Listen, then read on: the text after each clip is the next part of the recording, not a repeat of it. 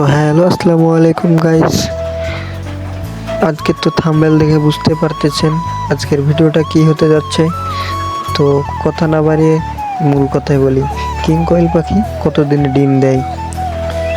আসলে একটি কিং কোয়েল অ্যাডাল্ট হওয়া পর্যন্ত তার বয়স থাকে 40 থেকে 45 দিন।